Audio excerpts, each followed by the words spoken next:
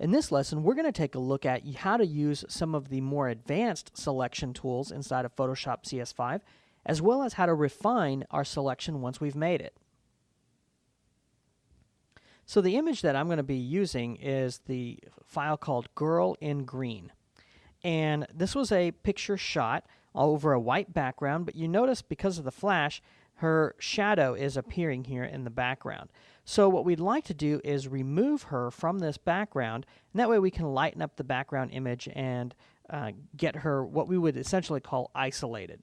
Now, there's a number of ways to do this. One way is to use something called the Magic Wand tool. Now, not a huge fan of this tool, but essentially you just click, and anywhere you click, it will select that range of colors that it's connected to. Okay, so let's just zoom in here. I'm going to hold down my Control space bar and then click and drag so I can just zoom in. You notice I click on the red inside the letters. It doesn't select anything else.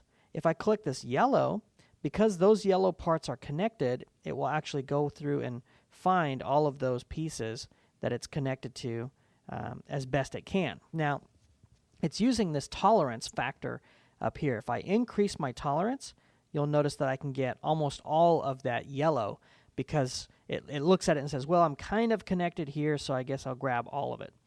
Same thing with like this red. Notice it doesn't know the difference between this red and orange because the tolerance is so high that it just grabs all of it. So you kind of have to be careful when you're working with something like this. Now, what's nice about this is if you want, you can press Shift and then just keep clicking and adding all of those extra pieces right in. So just like that, I've selected all of those pieces. The problem is sometimes you get a really, really rough edge. And you know that's one of the little telltale signs of when you use this, that you get a rough edge. Okay, and I can show you that here like that. All right, so disregard that. I was just showing you a couple things there. All right, so how do we select her and really get a nice edge? Well, there's a great tool in here called the Quick Selection tool, and it's a little round circle with a plus in it. And essentially what we're going to do is tell Photoshop all of the parts that we want. So I'm going to start here with her face. Okay, I'm just going to draw a U, and I've selected her face. I'm going to grab her hair, click and drag down to her arm, drag across her shirt, drag across this logo. Okay, we got all of that. We'll grab her jeans, and then we'll grab her arm. And just like that, we made a great selection. Now we can go in here and start to add more to her hair, but let's see what some of this new refining can do for us. So I'm going to choose Refine Edge, and you can see what it does. It puts it all on white. Now it's very difficult to see, so I'm going to actually change this to something like on black. Okay, and that way we can see what's happening here. I'm going to go ahead and turn on my Smart Radius, which what this will do is actually go through and start calculating where some of the edges are. And I'm going to increase my radius just a hair. And you notice it already starts to pick some of this up. I'm going to smooth my edge just a few pixels. Okay. And let's now go ahead and tell the system that we want some of this detail on her hair. And you see how nicely it just grabs all that? Okay, so we had some detail here we wanted to keep. There we go. And it just pulls that right in. Okay, everywhere else looks good. Now, mind you, we are putting this on white, so we're okay with that.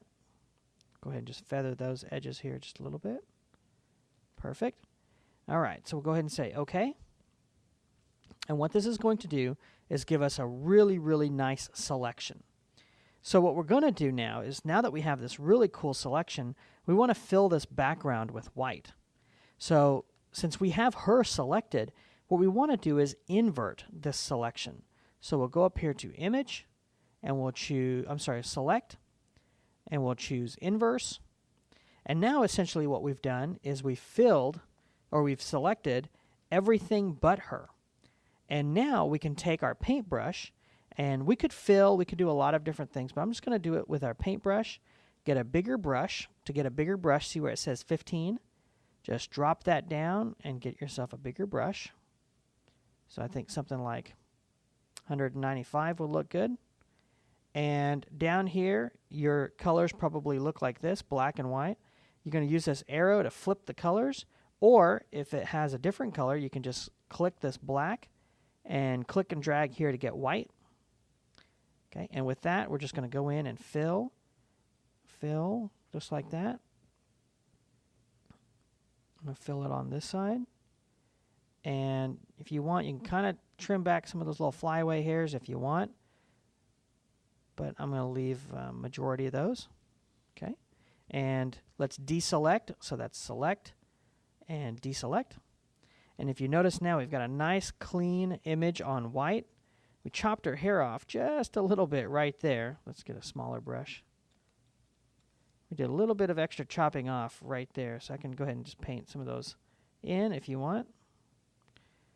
But you can tell we have a really nice image that's on white, and we did that by extracting her essentially with a selection mask. And again, I did that pretty quick. You can spend some time and really refine your mask. And again, when you're first starting out, it's one of those things that, how do I select something and how do I make a modification? So just remember, by selecting, you can also invert that selection, which means give me everything but that. And you can also add or remove to your selection as well.